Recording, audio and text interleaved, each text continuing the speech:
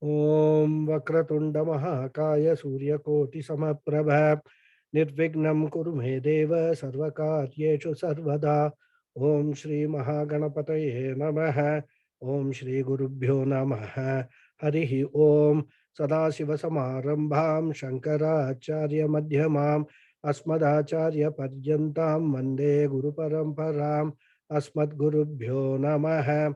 Shruti Smriti Purananam Alayam Karunalayam Namami Bhagavatpadam Shankaram Loka Shankaram Shankaram Shankaracharyam Keshavam Badarayanam Sutra Bhashya Kritau Vande Bhagavantau Punah Punah Ishvaro Guru Ratmeti Murti Bheda Vibhagine Vyomavat Vyapta Dehaya Dakshina Murtaye Namaha. Om Shri Medha Dakshinamurti Swamine Namaha. Om Sahana Vavatu Sahanau Bhunaktu Sahavidyam Karavavahai Tejasvinavadhitamastu ma vidvishavahai. Om Shanti Shanti Shanti. Harihi Om. Shri Gurubhyo Namaha. Harihi Om.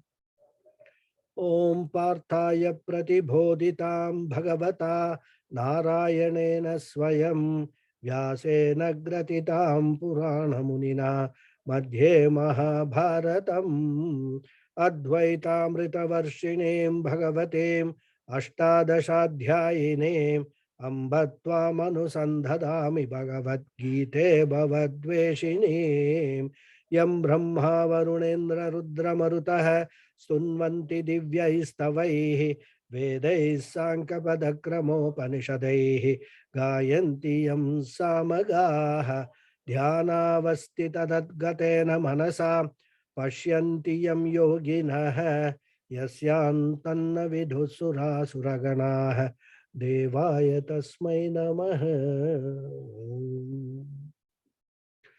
So Namaste once again, everyone. Namaskaram. Namaste, Guruji. I hope you're Nice all. to see you back. Yeah, me too.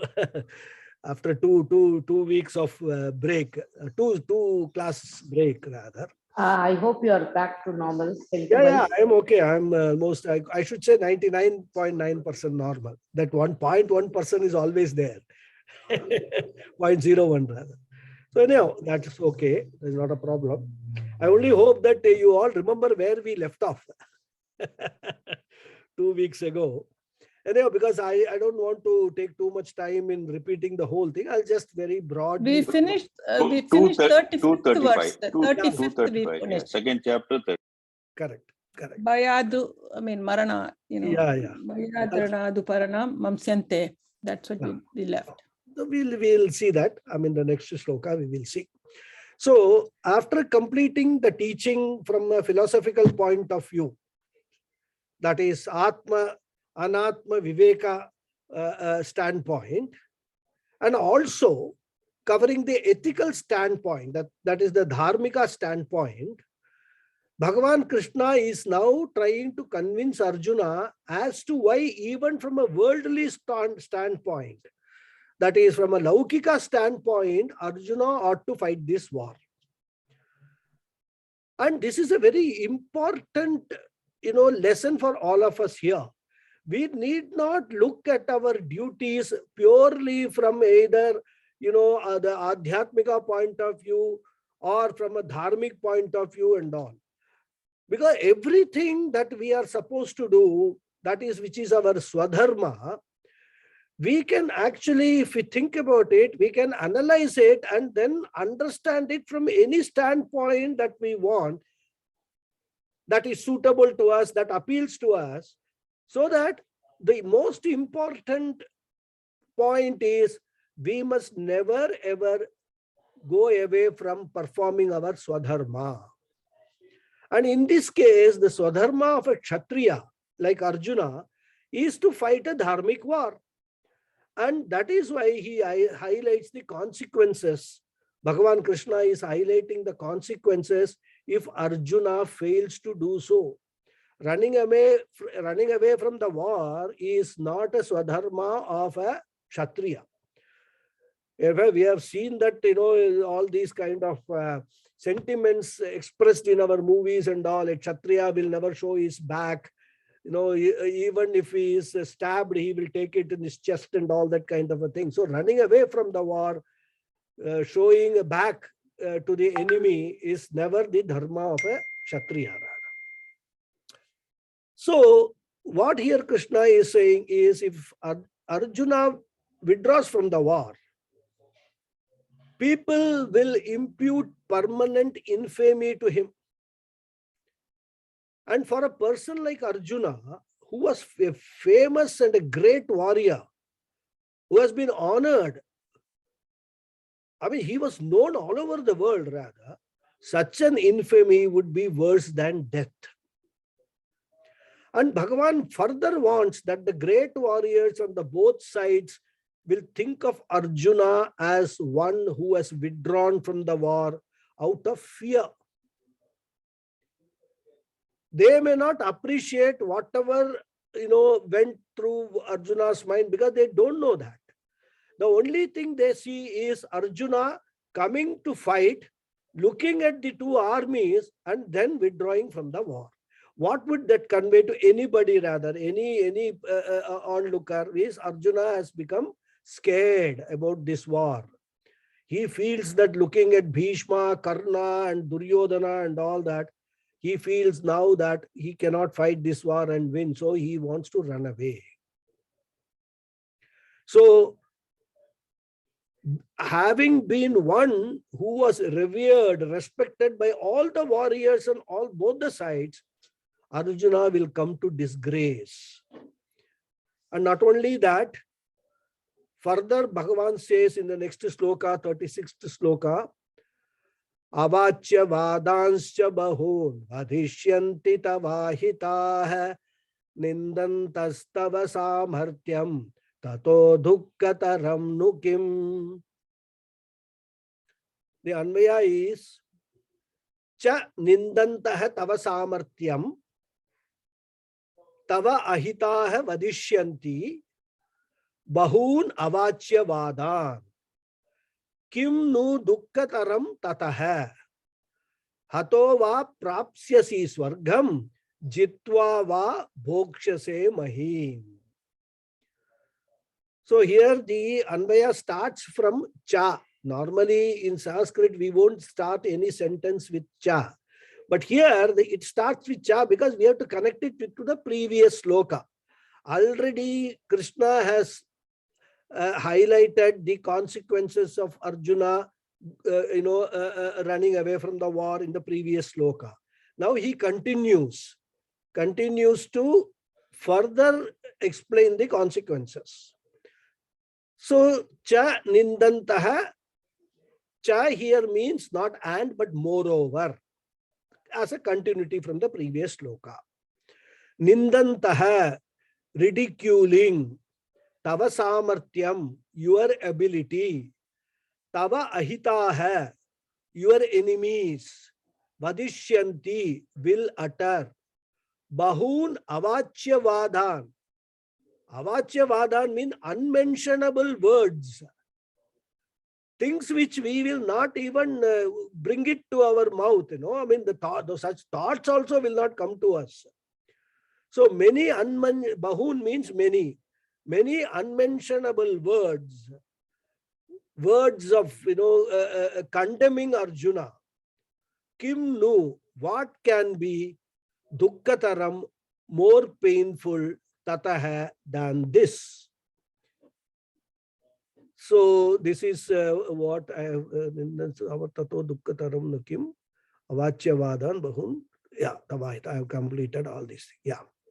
So what Bhagavan is saying is, moreover, ridiculing your ability, your enemies will utter many unmentionable words. And Arjuna, what can be more painful than this? So Krishna still continues to play on the psychology of Arjuna. Because at any cost, Krishna has to make Arjuna fight this war. And from what has happened till now, it looks like this Arjuna guy is trying to find all excuses not to fight this war.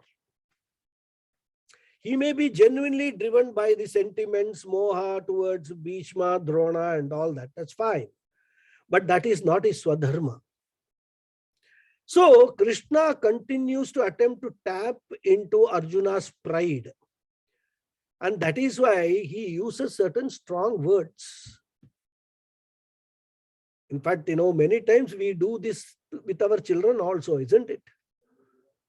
We tell them that, if you fail in your class, what will your classmates think of you? What will your teachers think of you? So you should study very well. You must put in maximum efforts. All these things, we also use this same psychology. That is basically tapping into anybody's pride, because pride goes with ego. So once the ego is very strong, anybody can easily be influenced by raking up this pride issue. I'm in the class, I'll call you later. So Krishna uses the same psychology. He says, Tava ahitaha vadishyanti. Tava, your. Ahitaha. Ahitaha means Shatravaha, enemies. Kauravas, that is. Vadishyanti, will talk. Future tense. And what will they talk? Avachya-vadan vadishyanti. They will utter words. Words which they will use will be unmentionable words. They will spread rumors about you in such a language that Krishna is implying that it is difficult for me even to take those words, those unmentionable words, unmouthable words. All this they will utter against you. Bahun vadishyanti. They will not only everybody, many people will talk, they will talk in many ways also. And they have the advantage, Duryodhana and company, because they are still rulers of the state. The whole media is under their control. So they can easily use the media to spread all sorts of rumors about you. And they will even exaggerate. Arjuna seeing Bhishma and Duryodhana, started profusely sweating. His lips were, quivering rather. He was so much scared. His whole body was shaking. All this happened. They would have seen all these things. But they do not know why it happened. Only Arjuna and Krishna knows. But they will use this opportunity to say all things against Arjuna. And after all, if we look at the past, Arjuna spent 13 years in the forest as a non-entity. Ajnadavasam, nobody knows who is Arjuna. And that time Duryodhana was ruling Hastinapur. So all these 13 years, obviously Duryodhana would have created an ecosystem of his own. Control over people, control over media. And therefore, they can spread any rumor that they want. Bahun avachya vadam vadishyanti tava samartyam nindantaha. Criticizing or belittling your proficiency, your ability, your skills. They will also criticize your skill in archery. They will say, Arjuna is supposed to be a very great archer. Where that greatness went in that battlefield? That fellow actually put down his bow and arrows. Is this the skill? Is this the sign of a skillful archer? So all these things have been built around Arjuna, as they're all rumors, they're all myths around Arjuna. Actually, Arjuna is a coward. He can't face the war. And what would be more painful than such an apamanam? Tataha dukkataram kim. What can be more painful, Arjuna, than such a inglorious, reputation? And this type of an argument we find often given in the scriptures. In Ramayana also, when Kaikeyi wants to encash the boon given to her by Dasharatha, by wanting Rama to be sent to the forest and wanting Bharata to be crowned as the king, Dasharatha at first refuses to honor his words given to Kaikeyi. He says, you ask anything else. I don't mind even crowning Bharata as the king, but don't please ask for Rama to be sent to the forest. I cannot live a moment without Rama. So Dasharatha is ready to sacrifice in everything, but he does not want to sacrifice Rama. Kaikeyi uses all arguments with Dasharatha, telling him, it is a word of a Kshatriya you have given and this, that and all. Everything fails. Ultimately, Kaikeyi uses one trump card, the trump card of Manam and Apamanam, and tells Dasharatha, hey king, all your forefathers had kept their words. They were all known for their Vakya Paripalanam. Entire Raghuvamsha is known for the Vakya Paripalanam. Such a blotless glory they have maintained. And if Dasharatha now withdraws his words or eat his own words, as we can say, he will be the first person to bring a blot on the entire Raghuvamsha lineage. So Kaikeyi asks him, do you want to sacrifice the name that you enjoy and your entire lineage enjoys? Do you want to go down the history as one who brought a blot in the blotless family of Raghuvamsha? Do you want to bring Apamana to your glorious lineage? The moment that word Apamana is used, Dasharatha relents. He gives into whatever demand of Kaikeyi was there. So everybody, all kings, everybody, this Apamana is a very, very tricky word. You can use that and get whatever you want to get done. Even in the case of Kamsa, rather, we come across in Bhagavatam. There is this, what we call Ashariri, the voice from the heavens, as they call, from the skies, which comes and tells that Devaki's 8th son will be Kamsa's killer. Kamsa becomes very, very angry and very upset. And he immediately wants to kill Devaki. He even draws his sword to kill Devaki. And Vasudeva, he uses all arguments to dissuade Kamsa, but he fails.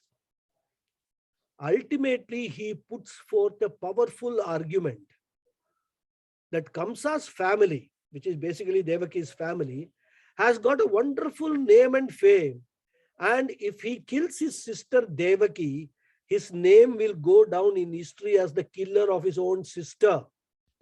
And for what? Out of a fear of a son who is not to be born, not yet born, to be born later, 8th son, 8th child. So Vasudeva asked Kamsa, do you want such an Apamana? The moment the word Apamana is used, Kamsa puts his sword back in his scabbard. And he says, okay, I will try some other method. I don't need to kill my sister. If the 8th child is born, then I can kill that child, but I should know when the child is born. So I will put both of you in prison so that I can monitor when the first child, second child, third child, all the children are born. So he decides to put them in jail. So these are only two examples, which I have quoted. But all over our scriptures, we find that for every human being, Manam is a very important sentiment, and they cannot withstand Apamanam. And especially for a Kshatriya, The ego is very powerful.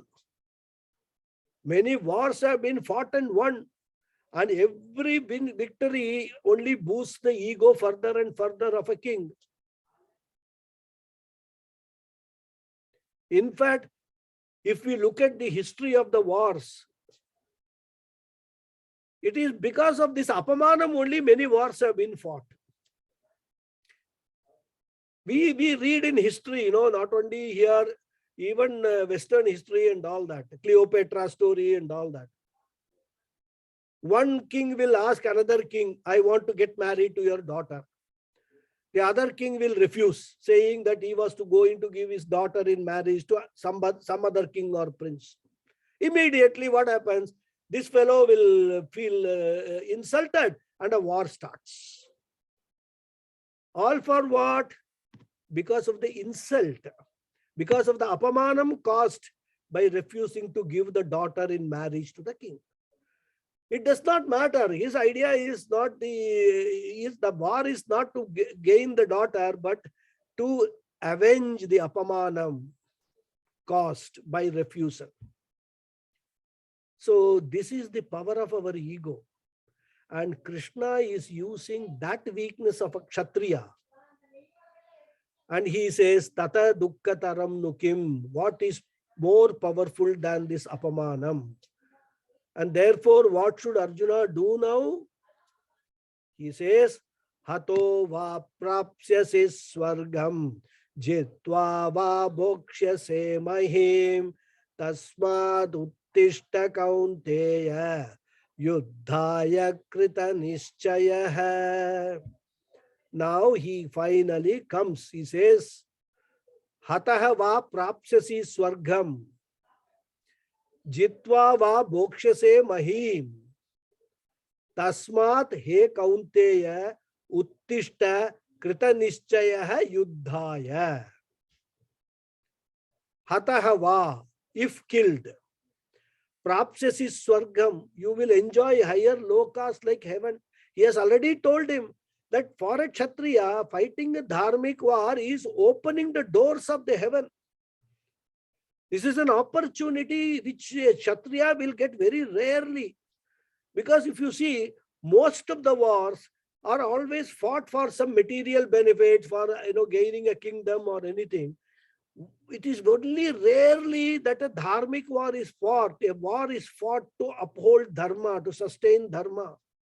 Arjuna has got such a great opportunity, once in a lifetime opportunity. So Krishna had already told him that if you win this war, you will enjoy everything in this life. If you lose this war, you will get Swargaloka. You will get a promotion, a big promotion, which every human being always yearns for. So, hataha va prapsyasi swargam, if killed, you will enjoy the higher lokas like heaven. Jitva va, if victorious, bhokshase mahim, you will enjoy this world. Mahim means world. Tasmat, therefore, he kaunteya, O Arjuna, uttishta, get up. Remember, Arjuna is sitting and listening to all these things. He is sitting on the floor of the chariot. Krita nischaya, having resolved yuddhaya, to fight. So now Bhagavan is concluding. He says, Arjuna, if killed, you will attain heaven. Or if victorious, you will enjoy this world. Therefore, O Arjuna, get up, having resolved to fight, and then get up to fight. Yuddhaya krita nischaya. So Arjuna, if you do not want ill fame, if you do not want narakam, you better fight this battle. Hata vasan swarga prapsyasi. If you are killed in this battle, you are certainly going to get Veera Swargam. Suppose you do not die, but win this war. Jitva va mahim bhokshase. You will get back the kingdom. You will right the wrong which has been done to your people. You have been preparing for this for the last 13 years. Waiting. And in the forest, you had all kinds of sufferings. You were kings of this Hastinapur once upon a time, which was dubiously taken away. The kingdom was taken away from you. So having enjoyed the comfort of a palace, living in the forest with all those mosquitoes, insects, wild animals, and all kinds of things. There is no pure water to drink. There is no privacy. Nothing is there. Even for ordinary people like us, forest life is very, very miserable. We can go to some places like for 1 week or some camp and all that. But you ask to go and stay in a forest. That is why the Vanaprastha system has completely gone rather. Earlier times, at least people who in the spiritual path would have actually gone and tried to detach themselves from the entire world by living in a forest. Very, very simple living. But now that is all gone. So even for ordinary people, forest life is miserable. What to talk of a Kshatriya? So if you win, Jitva va mahim bhokshase, if you win all the tapas that you did for 13 years will fructify, you will get back your kingdom and you will enjoy this kingdom. Therefore, Arjuna, either way, if you look at it, it is a win-win situation for you. And tasmat, therefore, kaunteya uttishta. Arjuna, first you get up. Because as I said, first, at the end of the first chapter, we have seen Arjuna dropped his bow and arrow and ratopasta upavishat visrijya, what was that? Ratopasta upavishat visrijya sasharam chapam shokam vigna manasaha. Okay. This was the last verse of the previous chapter, first chapter, right? He dropped his bow and arrow and he was sitting afflicted by sorrow. Shokam vigna manasaha. Therefore, first of all, Krishna has to make Arjuna get up. That will be the first sign that he is ready to fight. But then he may even get up to run away. So he says, first you get up, then we will see what is to be done. As I said, Krishna is afraid that after getting up, Arjuna may run away. So he adds, Yuddhaya krita nishchayaha. Get up, having resolved to fight, not having resolved to run away. So Krishna wants to make sure that Arjuna will fight. And therefore he says, take a sankalpa for fighting this war. Yuddhaya krita nishchayaha. Krita nishchayaha means having taken a resolve, having taken a sankalpa to fight this war, Arjuna, may you get up. So with this, the third level of argument, the laukika drishti, the worldly standpoint is also over. So we have now seen all three levels. Adhyatmika drishti, dharmika drishti and laukika drishti. So Krishna's message to Arjuna is, from the standpoint of philosophy, you have to fight. From the standpoint of ethics, dharma, ethically speaking, you have to fight. And from worldly angle also, in order to save your honor, in order to not get disgraced, you have to fight. Therefore, Arjuna, there is no option for you. You have to fight this war. And after having given all these arguments, Krishna gives one advice to Arjuna on how to fight this war. Because even though the Swadharma is there, this any duty that we perform has also got to be within the framework of Dharma.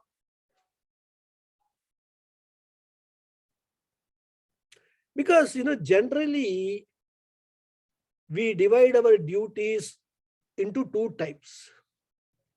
One is a pleasant duty. We see, many people will come onto the stage and say, it is my pleasant duty to introduce so and so to all of you. Pleasant duty to welcome the chief guest. All that, there's something called pleasant duty, right? Which means what? Other duties are all unpleasant duties rather, right? So there is always, we make a difference by pleasant duty and unpleasant duty. We don't say unpleasant duty. Even, giving vote of thanks, many people will say at the end of a function, it is my pleasant duty to give the vote of thanks. So the use of the word pleasant duty itself makes it clear that there is another duty called unpleasant duty. How to do a pleasant duty, everybody knows. One need not talk about it, isn't it? Because it is pleasant. Everybody likes to do pleasant things in life. But the problem is with unpleasant duty. How to do an unpleasant duty? Many times in our life, we are called upon to do unpleasant duties rather. We may not like to do those things, but we are required to do unpleasant duties. Numerous, if you start thinking about it, we can come up with numerous examples. So how one should do an unpleasant duty, that is given in the next verse. And it's a very profound verse. It is a verse which I personally consider as the bedrock of the entire Bhagavad Gita teaching rather. It is the bedrock of all our spiritual pursuits. We must develop this attitude irrespective of whether it is a pleasant duty or unpleasant duty. It is my Swadharma and I have to perform my Swadharma with a certain attitude. And what is that attitude? Here Krishna introduces that, and this is the gateway to Karma Yoga.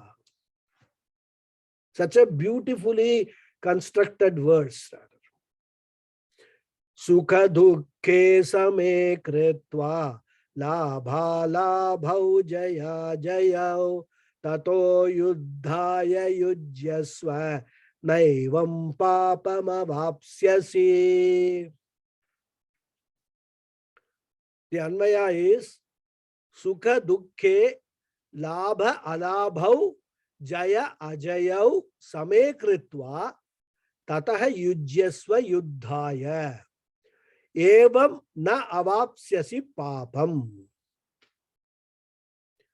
Kritva, having done, sukha dukkhe, happiness and sorrow, labha alabhau, gain and loss, jaya ajayau, victory and defeat, same kritva, having made the same, tataha yujyasva, then prepare, yuddhaya, for war, evam, in this manner, na avapsyasi, you will not incur what? Papam, sin.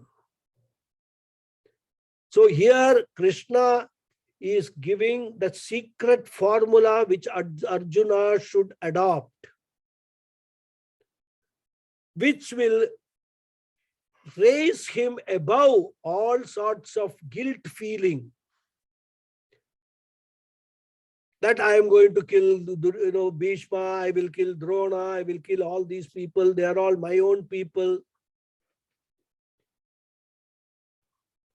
With what attitude should Arjuna fight this war? Here Krishna reveals that to Arjuna. So taking pleasure and pain, gain and loss, victory and defeat to be the same. Having the same approach, same attitude towards these pairs of opposites. Prepare for the battle, Arjuna. And your problem was that if you kill all these people, you will go to Narakam, you will incur papa. Let me assure you, Arjuna, if you fight this war with this attitude, with this samatvam, then you will not incur any papa. This Bhagavan is assuring. And this is a great lesson for us. If we have got this, excuse me, this attitude towards everything that we do in our life, whether it's a pleasant duty or an unpleasant duty, whether it's a joyous duty or a duty which will give us sorrow and grief. If we have this attitude in our life becomes very, very simple and easy. There is no guilt feeling, there is no hurt feeling. You don't hurt anybody, you don't feel guilty for having hurt anybody. This is what Krishna is, and it's a very, very, as I said, a very, very significant sloka. So, having concluded the first phase of his teaching, which was mainly focused on Jnana Yoga, or as we call it, Sankhya Yoga. In this verse, Lord Krishna is introducing the next phase of teaching, which is known as Karma Yoga, which is another very important topic of Bhagavad Gita. In other words, we can look at it that after having completed the philosophical portion, even though briefly, Krishna is going to talk philosophy again and again and again. Atma, Anatma, he will talk. Chapter after chapter, he will talk. But this was some sort of, the headlines in the second chapter, the 13 slokas. So after having completed that philosophical portion, brief introduction to philosophical portion, Krishna now enters the religious portion, the Karma Kanda. What we have to understand is that in our culture, religion is a way of life. Sanatana Dharma is a way of life. Whereas philosophy, the teachings of Upanishad, is the right view of life. We must understand this difference. Many times we get confused between the right way of life and the right view of life. The entire Karma Kanda teaching is about how to lead a dharmic way of life, the right way of life, a religious way of life, how to lead that. The Upanishad part, the Jnana Yoga part, the Vedanta part,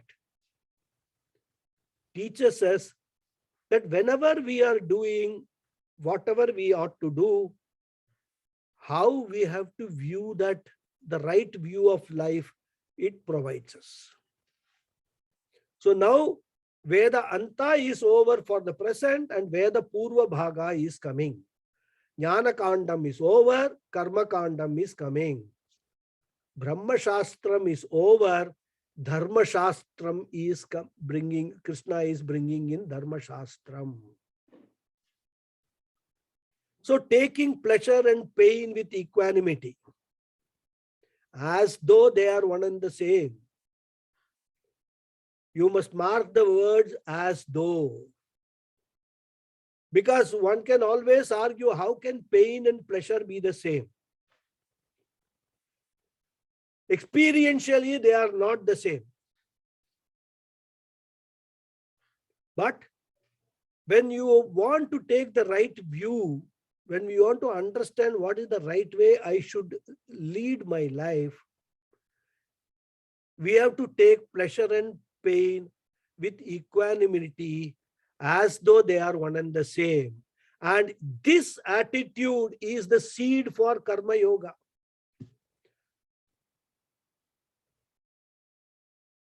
So whenever we want to know what is Karma Yoga, This is what is Karma Yoga, starting point of Karma Yoga rather. Unless we understand this, whatever we do, we think that we are doing Karma Yoga and all that, that will be futile. It will have no effect at all. There will be no spiritual growth, no spiritual development. And it is not only pleasure and pain, the same attitude towards gain and loss, victory and defeat, success and failure, any pairs of opposite. So Krishna sows the seed here and he will elaborate it later. In fact, the whole Gita is based on the psychology of raga dveshas, likes and dislikes, and Krishna talks about it again and again and again. These raga dveshas are the basic enemies in our life, fundamental enemies. And if we analyze the main cause for all our sorrows, we will find that the root cause is this raga and dvesha. These are the known causes for our sorrow. If we are asked to enumerate, we may come up with 100 unknown causes. This is why I am sorrowful, I'm aggrieved and all. But if we take everything, all the so-called causes, analyze them threadbare, we will find that the root cause is there in raga and dvesha only. Everything springs from this raga and dvesha. So Karma Yoga is being propounded here by Krishna, who is saying in so many words, Arjuna, Sukha Dukkhe Same Kritva. Don't fight for the sake of raga and or dvesha.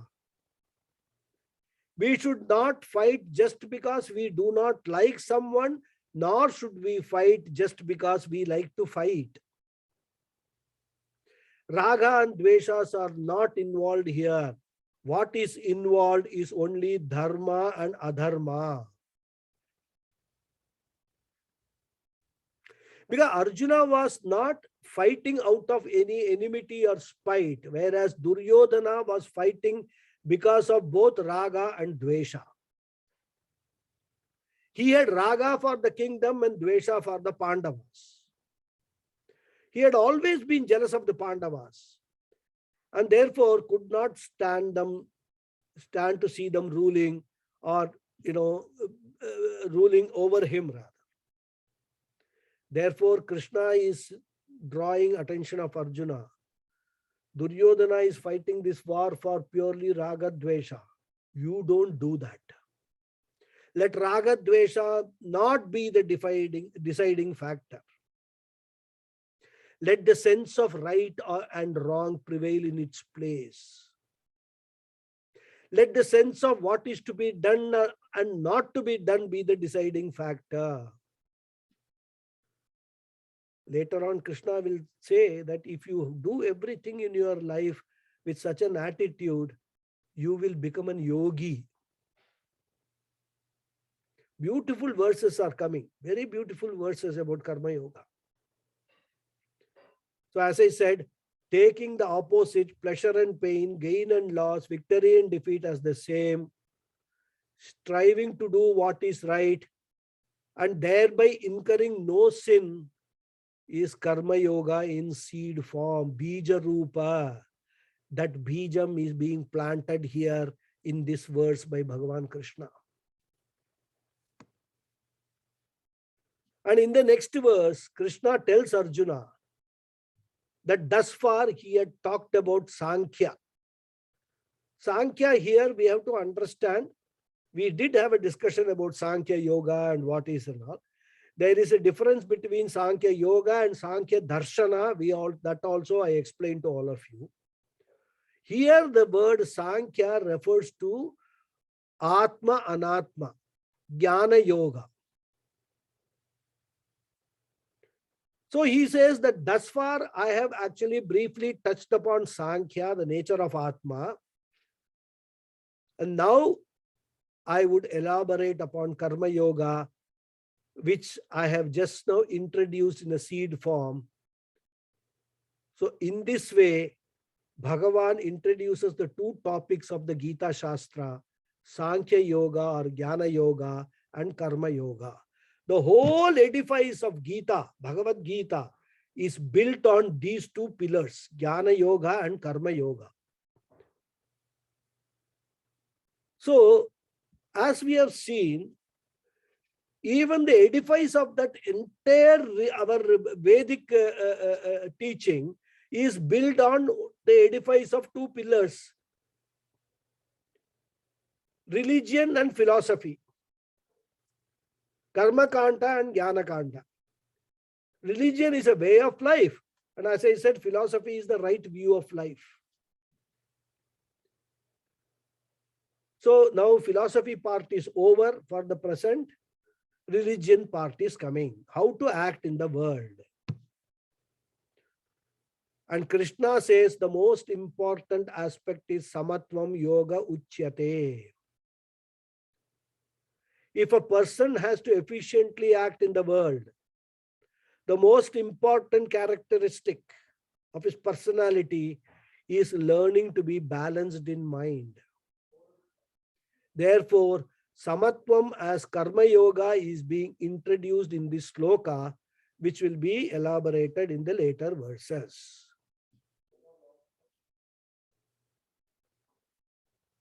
So, with the 38th sloka, Bhagavan completed his discussion on why and how Arjuna should fight this war, with what attitude he should fight this battle, etc. And this is not only from Arjuna's angle, as I said, this is from the standpoint of every human being. What should be the attitude when one does his or her duty? And that attitude is presented in the 38th verse as Samatvam. This is a core value which will be repeated again and again, emphasized again and again. And Samatvam, very simply to understand here, means balance of mind. That means what? Not being carried away by any situation in life. Keeping your cool, as they say, in all situations. In Tattva Bodha, we saw the benefits of having an equanimous mind, rather a balanced mind. A mind which is not balanced, which is in the grip of raga dveshas, is a prime candidate for the worst kind of virus, which is dukkha. So Samatvam means, even in the worst crisis, the capacity to remain cool. Samatvam is very important because a person's thinking power will be functional only when the mind is samaha, when the mind is, composed, when it is balanced. When the mind is vishamaha, disturbed, the first thing what happens is the discriminative power goes. What is right and wrong, what is important, not important, this discrimination power goes away the moment the mind becomes vishamaha. And when this happens, not only decisions will go wrong, still worse, the man will lose the capacity to even learn from every experience. Because many thinkers have said the whole life is like a university. Every experience can teach us a lesson, especially, tragic experiences teach much more than happy experiences. We all dislike tragic experiences. We all dislike being deprived of something in our life, or whatever we are wanting to achieve, whatever our goal is. If we don't achieve those goals, we will be very much disturbed. Our mind is disturbed. But as I keep on saying again and again, whenever we look at an experience as a good experience or a bad experience, it is a very, very myopic view of our experience, a very short-sighted view of our experience, because we cannot see beyond that experience. Whereas when Bhagavan has done, keeping in view all our our karmas, our bundle of karmas, and he has handed out certain experience, even though at that moment it may look like a bad experience for us. When Bhagavan has handed out that experience, he has got a grand plan in his mind, which we are not aware at that particular point in time. But whenever we look back, we reflect upon, we introspect on our bad experiences in our life, maybe 10 years ago, 20 years ago, if we analyze those experiences with a balanced mind, without any bias, with samatvam, we will realize that that bad experience was actually a stepping stone for a very good experience. I can, from my own personal life, I can go on giving you many examples when I have had very bad experiences, and later on I discovered that those very bad experiences were very necessary for me to get good experiences in life. So I am personally very much convinced about this. And because they say, a knife can be sharpened only when it is rubbed against the rough surface. Try to rub a knife, to sharpen it, to rub it against a sponge, nothing will happen. But when it is a rough surface like a rock face, or even some material is available, the rough material, it will increase the shine and sharpness of the knife. So rough experiences are necessary for the spiritual build-up of any person. We must never ever look at bad experiences or rough experiences as undesirable. In fact, we don't need to look at them as desirable also, rather. That is what is samatvam. It is an experience. I understand this experience has come to me because of my own past karmas. I just will have to bear with it, whatever difficulty it is causing to me. I will have to bear with it. I will have to live through that experience. Because like day follows the night, this will also pass. And there will be brighter days ahead. Nothing remains permanently. Everything which is born has to die. Any bad experience is nothing but an experience born. That will also go away. And that is what our entire life is all about, A cycle of good experiences, bad experiences. So, we can learn a lot more from our adverse circumstances than happy circumstances.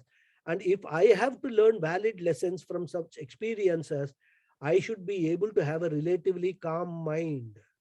I should be able to retain my analytical ability, not get swayed away by emotions. And therefore, right in the beginning of the Karma Yoga teaching itself, Krishna emphasizes the capacity to maintain emotional balance, the most important virtue that is required in any spiritual path. Even now, a few years ago, maybe 30, 40 years ago, the corporate world used to talk about IQ, intelligent quotient. That was considered to be a most important aspect or most important characteristic for an effective leadership. It was believed by psychologists that it was the IQ which was responsible for success of a person. But further research has shown in the recent years that management gurus are finding that more than IQ, what a person requires is EQ, emotional quotient.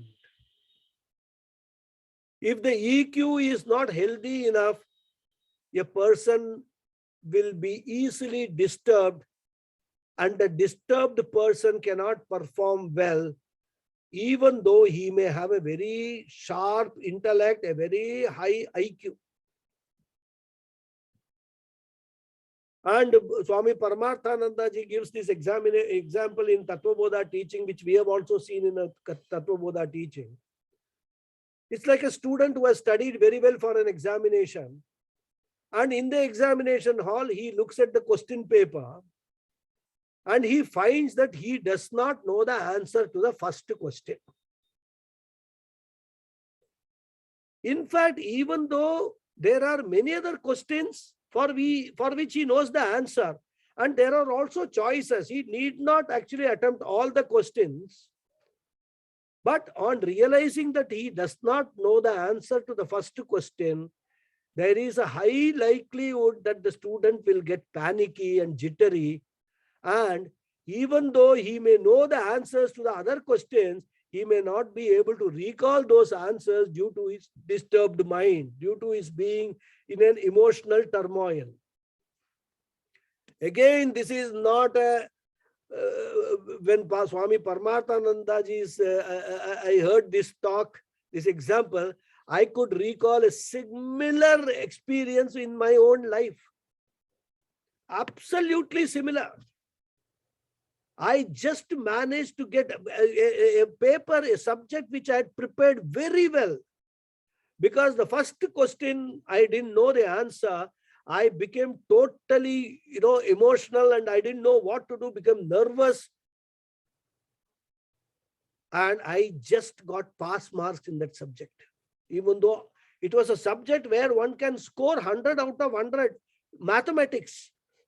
I was very well prepared, but just because the first question I got it wrong, everything was also, I can personally relate to that experience. Whereas if the student is able to gain control over his emotions, even if he has not studied that well, if he has a high EQ, he will write whatever he knows, but he will write them very well rather.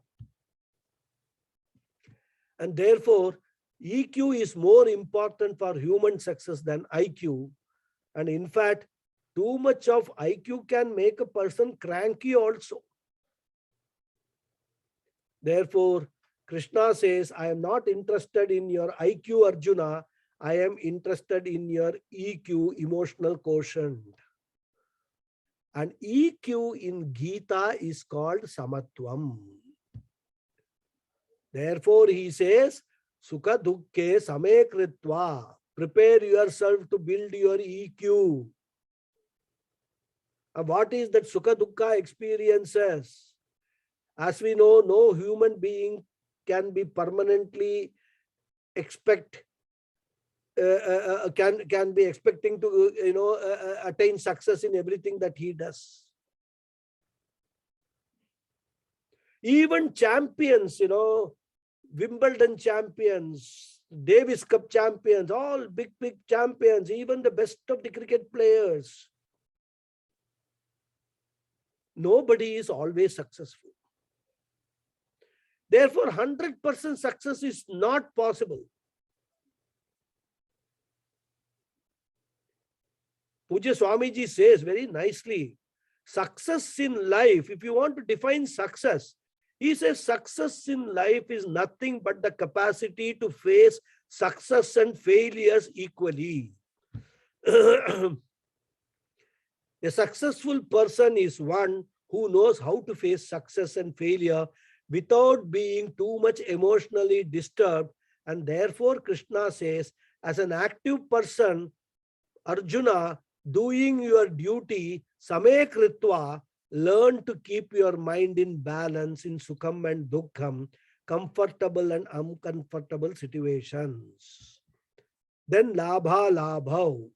Labha means profit, Alabha means nashta, whether it is gain or loss. Because nobody gains all the time, nobody loses all the time. Both come together in life.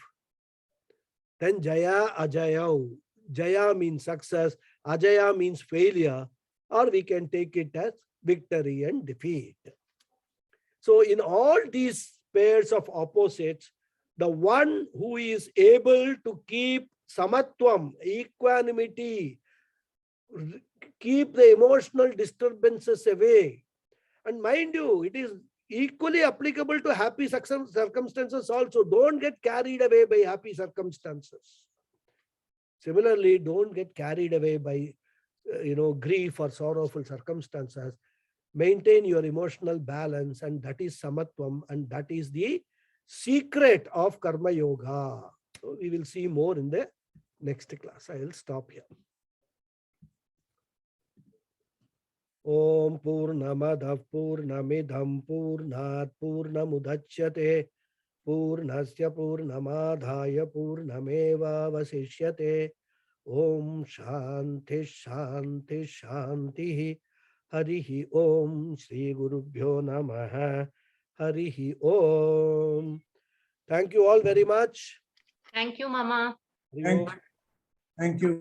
Thank you. Hari Om Guruji, Dhanyavadah. Dhanyavadah. Hari Om Guruji, Dhanyavadah. Dhanyavadah. Namaskaram. Thank you, Mama. Thank you. Thank you, Guruji. Thank you Thank you very Thank much, you, Guruji. Guruji. Thank you. very much. Hari Om. So any questions? Yes, Hariji. Nice to see you after 2 weeks. Hari Om.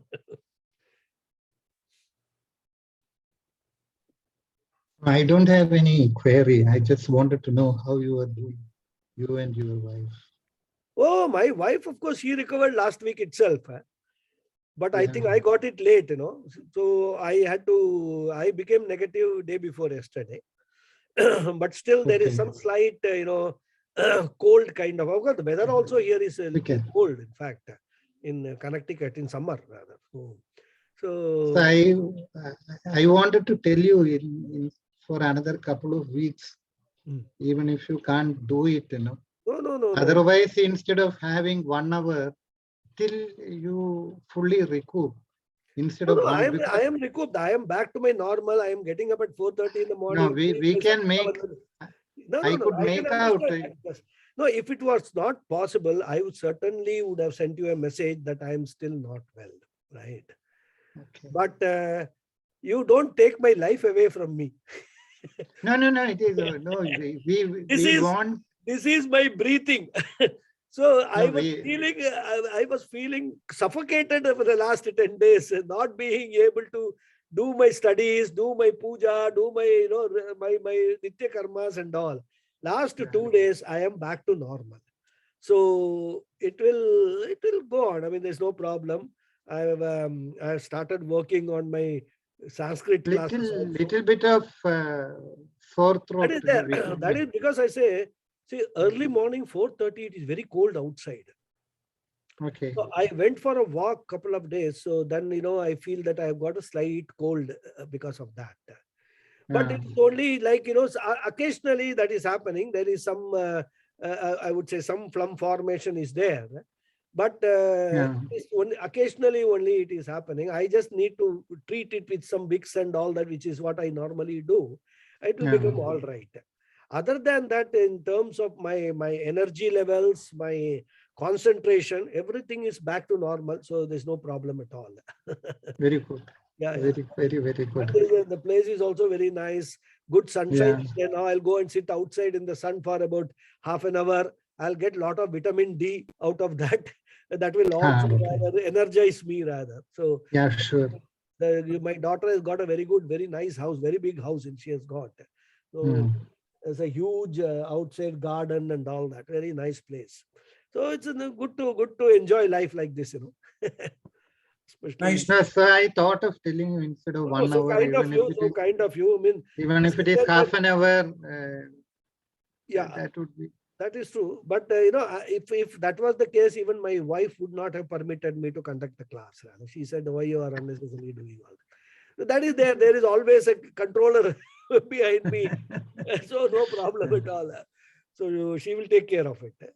She said, you. So otherwise your schedule is all as planned, you know. yeah, my schedule is all as planned. Mostly on the 4th, I will be traveling to Canada, to Toronto. Oh, Akka is now smiling. My son will be coming on the 3rd. Yeah. In fact, he will be coming on the 1st. So my daughter is having this Navagraha Puja and all at home on the 3rd, rather, Friday. Okay. So after that, we thought that because my son will be driving down, so we'll go back with him and spend about 2 weeks with him. More than that, he will not be able to tolerate us. Right. And not only that, even we will get bored there because he is going to be working the whole day and he is working from home. So he won't allow us to get disturbed also. He will tell us, keep your mouth shut, don't make noise, don't listen to songs and things like that and all. So we'll just spend 2 weeks with him, come back to Canada. Here, US, grandchildren are there, daughter, son-in-law, all are there here. So then we'll come back here. Then, of course, I will be here for another about 6 weeks. As of now, I'm planning to return on the 5th of September. That's my ticket is Okay. booked. Everything is fine. And then we'll get busy with my son's marriage arrangements and all that, which will be in January. So it goes on. I'm enjoying what I'm doing. That's what is important for me. All others are all duties, pleasant or unpleasant, they have to be done. But this is something which is, I've got a raga towards this that I have to overcome. Have an enjoyable stay there. Yeah, thank you. Thank you very much. Ariyo. Thank you. Ariyo. Any other questions or discussions? Anything, any clarification? We are going to have a very nice next few slokas, Karma Yoga. Then 3rd chapter, when we go into it, Krishna will talk a lot more about Karma Yoga and all that. So Karma Yoga is now coming into focus now. So we will enjoy that. In fact, I personally enjoy studying Gita again and again. So that's it. Guruji, I have a query. Now, Guru Purnima is coming, It is in the 1st. Yeah. Can you choose a special topic and speak? Yeah, I can talk about Guru Purnima itself. What is the importance of Guru Purnima? Or for that matter, what is the importance of Guru? We can do that. Let me think about it. It's a good suggestion.